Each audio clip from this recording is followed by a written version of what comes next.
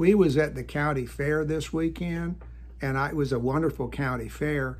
You know, if you don't really care too much about what you eat with your food, you can be pretty cheap. They was selling these corn dogs, what they had dipped in this beer cheese dip, and they was awful good because flies was all over them. You get together with that corn dog, if you was eating a lot of flies, and if you had enough beer, you probably didn't care. Somebody offered me one, and I started picking the flies off, and after 10, I realized I just wasn't that hungry. So I gave it to my neighbor's bloodhound. They let the bloodhounds come in there, and they just had a great time eating the flies and the corn dogs and the things people was throwing on the ground.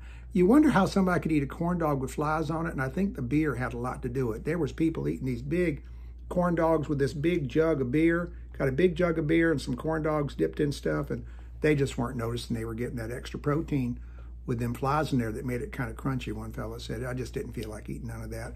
But I digress. There was another thing that happened that I'm still trying to figure out and sort out myself, and maybe y'all can help me.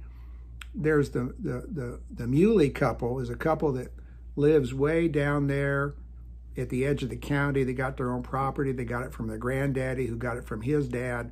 They've been there, that family's been down there 120 years, at least that.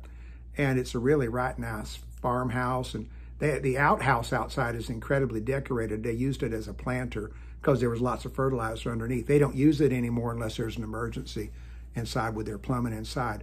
But they're pretty healthy people. They're big people, and they kind of like dress kind of silly for the county fair. And Mr. and Ms. Mueller thought they'd dress early 70s. Well, I thought they'd show up, with platform shoes and wide ties or something. No, they both came wearing hot pants. And, they's in their 80s. And they both got varicose veins. And varicose veins look like somebody took one of them wide markers, and went up the Rand McNally Atlas. And so their legs is sitting there as they're standing there talking to people and drinking things and talking.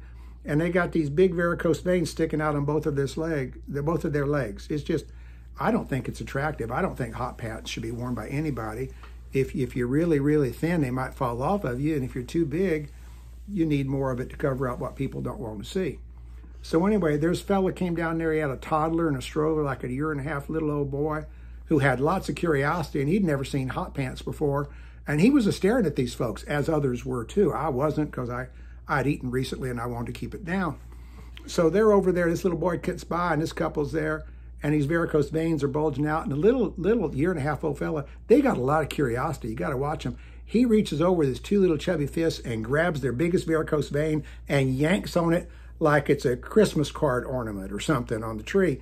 Yanks on it, and they started screaming, and the little baby gets more upset, and he holds down harder, and they're in pain now, because apparently if you grab a varicose vein and squeeze that thing, particularly if it's a big one like this, woo, you ain't gonna have no fun with that. So they're yelling, and the little babies are hanging on for dear life, and they jerked him up out of his stroller, and his daddy had to try to rescue him and pry his hands off their varicose veins. I wish I'd had a picture of that. I really do.